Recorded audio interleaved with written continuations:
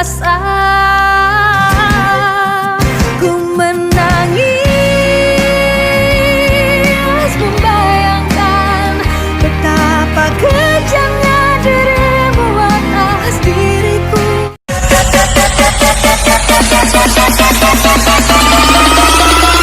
I've become so Dewan Perwakilan Rakyat, Wakil rakyat naik mercy, rakyatnya jalan kaki, wakil rakyat makan sate, rakyatnya makan tempe, wakil rakyat numpuk kuta, rakyatnya suruh bayar. ini yang dinamakan, Merdeka tapi bingung, ini yang dinamakan, bingung tapi merdeka. Banyak yang bilang, untung saya pedagang, bukan buruh. Jadi nggak ngaruh tuh peraturan buat saya. Hello mbak atau masnya, kalau buruh sengsara dan disulitkan oleh kebijakan pemerintah, terus yang beli dagangan kalian siapa kalau bukan buruh? Mayoritas pembeli usaha kecil itu buruh, yang gajinya UMR. Pejabat mana mau beli dagangan kaki lima?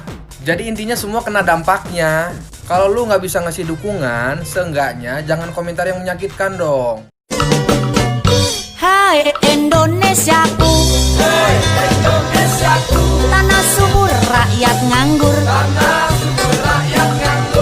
Hai Indonesiaku, sawah rakyat kamu gusur. Tanam padi tumbuh pabrik, tanam jagung tumbuh gedung, tanam modal tumbuh korupsi. Pancasila punya 5 sila. Yang pertama, kedua, ketiga, keempat, dan yang kelima keadilan sosial bagi seluruh rakyat Indonesia. Tapi kayaknya mulai hari ini sila kelima itu udah dilupakan. Saya tinggal di negara di mana yang kaya semakin kaya dan yang miskin semakin miskin. Yang menyuarakan kebenaran dibungkam, tapi kebohongan diagung-agungkan dan dianggap nyaman. Yang namanya perwakilan bukannya harusnya menyuarakan hati rakyat ya, bukan malah menindas. Tadinya saya pikir wabah ini sudah menjadi pembunuh paling berbahaya tahun ini, tapi ternyata tidak guys. Karena ternyata manusialah yang lebih mematikan. Koruptor yang sudah ngebet pengen bebas kah? Apa kabar Pak Yasona? Terus terang saja, membahas undang-undang yang menyangkut hajat hidup orang banyak di masa seperti sekarang ini terlalu mengundang curiga. Gara-gara pandemi yang pada jatuh cinta saja berani menunda nikah loh. Ini kok DPR buru-buru banget kayak lagi kejar setoran?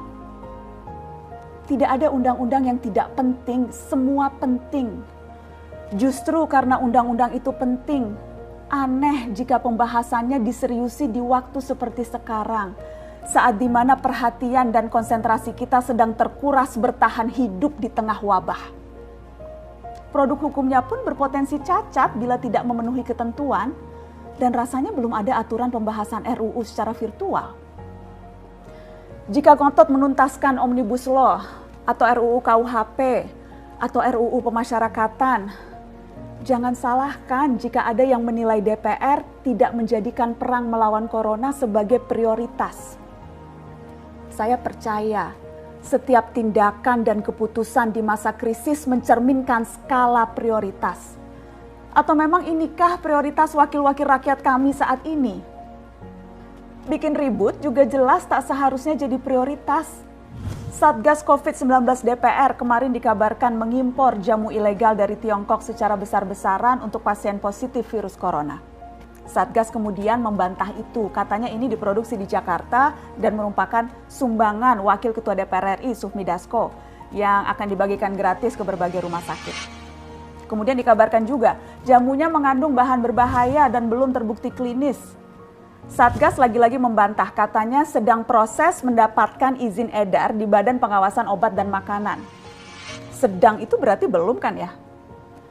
Tuan dan puan yang terhormat, niat baik pun perlu proses yang baik. Proses yang semrawut hanya akan disusul polemik. Sementara sekarang kita sedang banyak-banyaknya menaruh harapan kepada negara. Tindak tanduk DPR salah benarnya akan selalu dilihat. Makanya sempat ramai juga warganet mengkritik Satgas COVID-19 DPR RI yang berfoto mengenakan APD saat hendak berkunjung ke rumah sakit darurat Wisma Atlet menyerahkan sumbangan DPR. Ini dinilai melukai hati masyarakat. Tenaga medis kita saja bertaruh nyawa benar karena kekurangan APD. Tidak ada yang meragukan jumlah sumbangan DPR. Kami yakin pasti banyak, namanya juga DPR, beli ribuan rapid test saja mampu, ngeborong jamu apalagi. Tapi ini soal rasa dan empati. Kecuali ya, kalau yang dipakai anggota DPR itu APD yang lain, alat pelindung dewan. Salam hormat. Kalian, Pak Ketua, instruksi akan kita terima setelah pandangan dari pemerintah. Pak Ketua, sebelum pemerintah yang sangat saya banggakan dan hormati, tolong kami dikasih kesempatan. Saya sudah 1 menit. Tidak, 1 Pak menit. Didi. Saya ngatur dalam kesempatan 1 menit. Tidak. 1 menit. Silakan kepada pemerintah untuk menyampaikan pandangan. Nanti setelah pemerintah baru. Kalau demikian maka kami fraksi Demokrat menyatakan walk out dan tidak bertanggung jawab.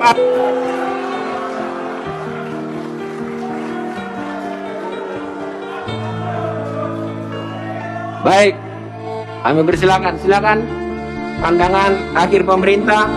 Dalam hal ini disampaikan Menteri Koordinator Perekonomian Republik Indonesia. Waktu dan tempat kami persilakan. Bismillahirrahmanirrahim. Assalamualaikum warahmatullahi wabarakatuh.